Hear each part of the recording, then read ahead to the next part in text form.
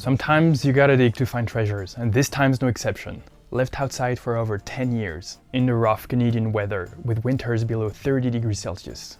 I wanted to know. I needed to know what was there and what would still be working after 10 years.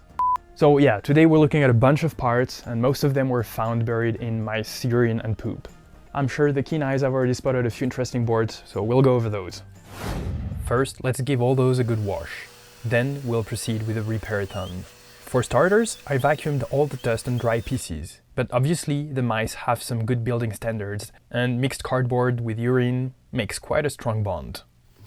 So I decided to give all the parts a first bath. Warm water with vinegar, to soften the material. And let's address a common myth. Washing your electronic parts is absolutely fine most of the time, so long that you know what you're doing and are able to identify the few components that may be damaged. We're talking about LCDs, electromechanical parts, speakers, or non-potted relays, for example. But most components on those boards really don't care. The watercolor gives a good indication of the biohazard content. A good scrub was able to dislodge most of the cardboard. I followed with a second bath with soap and a bit of Rust-Oleum. Same idea. Let it soak and give it a good scrub. I'll also use a toothbrush to clean the challenging areas. Now it really starts to look good, but there's a last important step I wanted to go through. I used the ultrasonic cleaner with a twist. The method really comes handy when restoring old parts, but the trick is to use demineralized water for the last bath. The reason is it won't leave any limescale or other whitish mineral deposits when drying. And it's pretty much risk-free, as it's almost non-conductive. The second twist is using 99% IPA. Not only to help killing any remaining germs and bacteria from those cards, but to help in the evaporation process. Once the excess liquid removed with compressed air, time for some cooking. I tossed all the cards in the oven, at its lowest temperature setting for about an hour. Humidity level will rise fast, so I usually vent the oven midway. And just to get rid of the stubborn rust, I'll use the Dremel with a fine metal brush. It's quite effective and even gives back a shiny aspect. Alright, now you made it that far in the video, time for some fun. Let's see how many of those boards can still fire up. And for those who won't, well, we'll try to fix them. Now time for another myth busting. No, recap the board is not always the answer. My very first fix was this NVIDIA 8600GS AGP card. As you can see, we're missing the red color channel on the VGA port, so the good thing is it means the GPU is working properly, and that the issue is most likely after the RAM DAC. A quick inspection under the microscope, close to the VGA port, and yep, we're missing a component here. It isn't quite clear from the marking if it is an inductance, a cap, or a resistor, but I decided to steal a component from a donor card on the same VGA output circuit. And yep, this one is fixed. Then let's look at those 10 motherboards. Next up, we're having this Socket 7 Asus TX97X. We'll kill 3 birds with one stone, and also try this 166 MHz Pentium MMX and this Triton video card. I am also using this very handy BIOS post viewer. It shows if the voltage rails are present and displays the current post codes. Well, this one is a win. Let's put it in the working pile. Next, we have the Slot 1 Scenics Columbia 3. Pretty cool little board with integrated Ethernet and audio controller. No signs of capacitor damage. Tracks on the back look okay. Let's reuse our trusty Triton card and let's try a Pentium 2 at 400 MHz.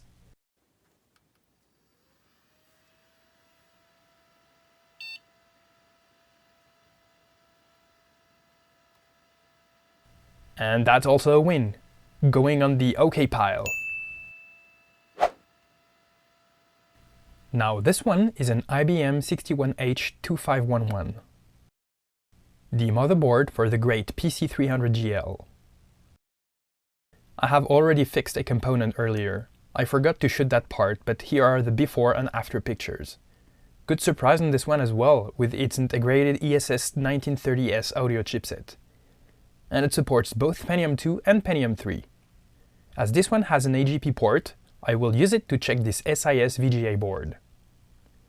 First try wouldn't boot, but looking at the postcodes, it said that there was a memory init problem, so I swapped the 100 MHz RAM for 133, and it worked. So I'll just take a note of this, but we can call this a double win. Okay, pile! Next up, we're having this Asus P2L97.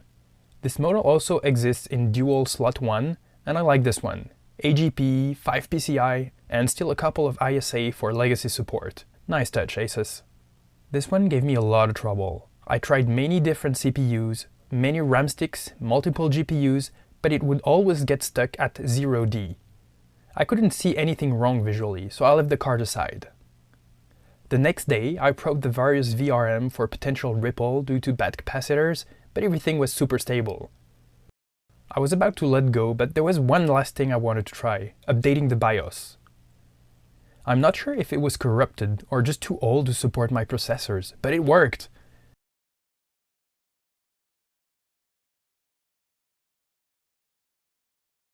As you can see, the presets only go as high as 300 MHz. Everything above requires manual FSB and multiplier adjustment. Anyways, that's a win. If you have any idea why the EEPROM would get corrupted, maybe cold or just time, leave me a comment. Next up is this PGA 370 Intel model D815EEA. I replaced a capacitor that looked damaged. Unfortunately, this one wouldn't boot. After the success on the previous board with BIOS update, I thought I'd extract the EEPROM and reflash it. But that didn't work. It seems the chipset is damaged on this one. Even the power-up behavior seems wanky. It would only start the boot sequence if I quickly turn the power supply off and back on. So this one was a fail, despite looking fine. Parts bin. Next, we have this nice little Gigabyte GA586ATV, a socket 7 motherboard. First obvious issue here is this pulled capacitor. Other than that, the visual inspection also showed these metal pegs were bent and probably touching some pins, so let's straighten them. I'll use the desoldering gun to remove the remaining capacitor legs and also change the one beside it. It doesn't look too good, so just in case. It tests fine though, but that's okay. Let's use that donor board to get 2 new capacitors and solder those back onto the motherboard. Let's fire it up. And yes, this one also works just fine. Working pile. Moving on to the next one, a BioStar MB8500 TAC version 5. It's a socket 7 motherboard. The revision is important on this motherboard. Each version has a different jumper setting. Also, I've read that it doesn't take MMX, so we'll use a regular Pentium. The only defect I found was under here. It doesn't look like the scratch cut any tracks, but we'll check this in a moment. I'm using a fine grit sandpaper to remove the protective coating. I checked it with a meter, but yeah, all tracks are good. I'll cover this area with some Kapton tape, making sure it won't oxidize. I've already adjusted the jumper settings off camera. Let's fire it up. We're having an image. And another one, ready to go. Next up is this PC Chips XL2000. I found 2 of this very model. One of them has a damaged ZIF socket, broken memory latches, and some deep scratches on the bottom. The other one has a broken resistor network. Let's start fixing that second one. I'll use this PVR donor board and grab a fresh resistor network, using the hot air station. Don't be shy on flux, heat and pick the part. Same on the motherboard, flux, heat, remove the broken part, then check there's enough tin on the tracks, place the new part and heat until it aligns itself. I want to make sure there's no shorts, but I think we're good. And this one is also a win. Tested with Celeron and both Pentium 2 and 3. Working pile. Next, the Alpina M571. It's a PC Chips rebrand. Apparently this one also has onboard VGA and sound. However, looking at the back, it seems there are some extensive damages on 3 tracks. So my method here will be to sand the area to remove the protective coating. But as we can see, those tracks are very close to each other. And to avoid risks of bridging multiple tracks, I'm using Kapton tape to isolate each side of the track I'm working on, one at a time. I'm tinning both sides and using a single strand from a very thin wire to bridge the gap. Let's do this for all 3 tracks, and cover the whole repair job with Kapton. I would recommend UV resin, but I don't have any, so that'll do.